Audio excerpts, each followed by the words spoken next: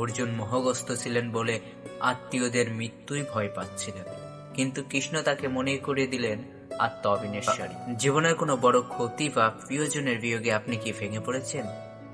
কুরুক্ষেত্রের রণভূমিতে অর্জুনও ঠিক একইভাবে ভেঙে পড়েছিলেন।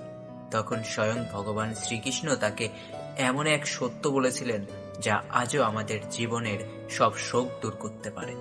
পরমেশ্বর ভগবান শ্রীকৃষ্ণ বললেন, অর্জুন, তুমি তো পণ্ডিতের মতো বড় বড় কথা বলছো, অথচ যে বিষয়ে শোক করা উচিত নয় তা নিয়েই তুমি বিলাপ করছো।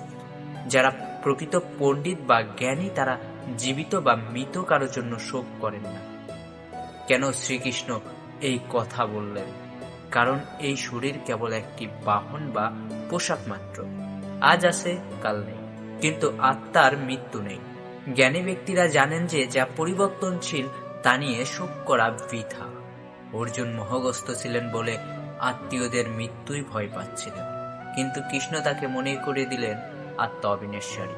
তাই আজকের এই কঠিন সময়ে দাঁড়িয়ে আপনার জীবনেও যদি কোনো বিচ্ছেদ বা ব্যর্থতা আসে, মনে রাখবেন আপনি এই শরীর নন, আপনি এক অবিনশ্বরী আত্মা।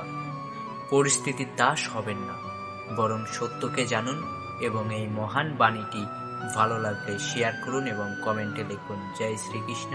আর আমাদের এই ছোট্ট ইউটিউব চ্যানেলটি যদি আপনি এখনো সাবস্ক্রাইব না করে থাকেন, অবশ্যই সাবস্ক্রাইব করে আমাদের পাশে থাকবেন।